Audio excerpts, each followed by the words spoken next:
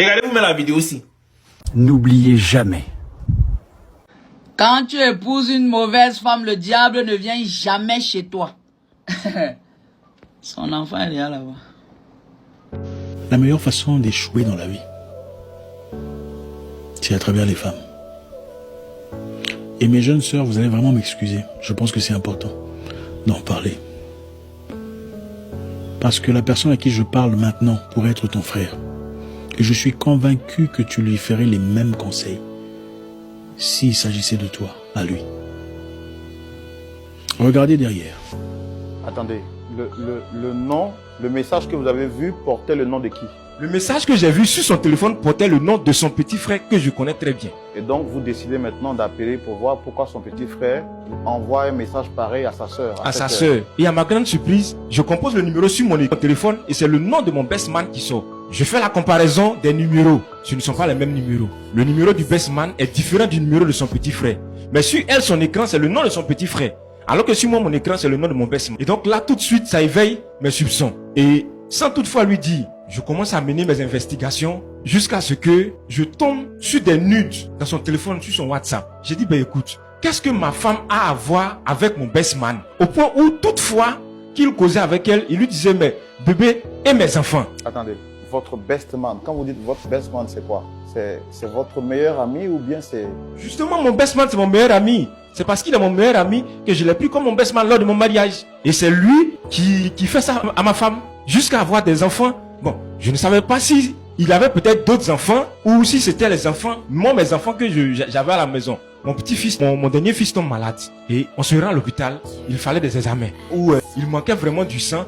Et pour nous, il fallait faire le test de compatibilité pour voir si elle pouvait donner son sang à notre enfant ou si c'est moi qui pouvais donner le sang. Il se trouve que nous deux ne pouvions donner son sang à l'enfant. Ce qui n'est d'ailleurs même pas normal. Parce que un enfant qui naît, pour moi, un enfant qui naît peut porter au moins le groupe sanguin de l'un des deux parents. Mais ni elle ni moi, personne ne peut donner son sang à l'enfant. Ça veut dire que l'enfant a un autre groupe sanguin. Et donc, par curiosité, je poursuis encore les examens de laboratoire.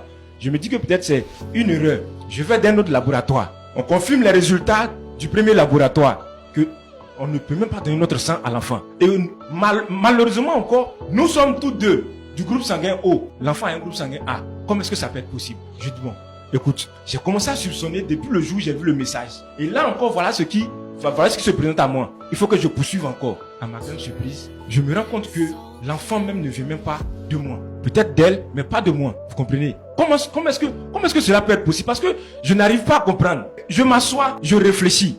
Je rentre à la maison avec les preuves. Je les cache. Je fais asseoir mon épouse et je lui demande, dis-moi, les enfants, qu'est-ce qui ne va pas? Les enfants sont à qui? Tout de suite, elle commence à m'engueuler. Elle commence à me crier dessus. Elle fait le tapage dans la maison. Et là, je la mets au pied du mur, en face des faits. C'est là maintenant qu'elle va avouer qu'effectivement, les enfants ne sont pas à moi. Les enfants sont à mon best man.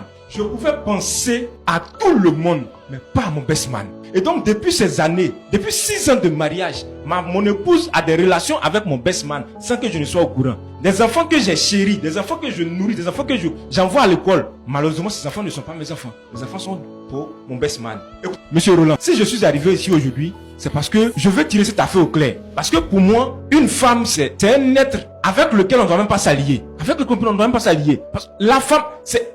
Sérieux, Monsieur Roland, c'est la pire des vipères. C'est une race de vipères que moi je vois en face de moi. Je ne peux pas comprendre que ma femme peut entretenir des relations jusqu'à là avoir 2 enfants avec mon best man. Est-ce que c'est nous les femmes qui avons normalisé l'infidélité? Non, c'est nous les femmes qui avons créé l'infidélité. Chose qui ne se dit pas. Mais c'est tellement subtil et nous sommes tellement des championnes de la victimisation. On est resté en retrait et on accuse les hommes. Les hommes sont tous les mêmes. Ils sont infidèles. Ils sont comme si... Écoutez, l'origine de l'infidélité là, c'est l'amour de l'argent.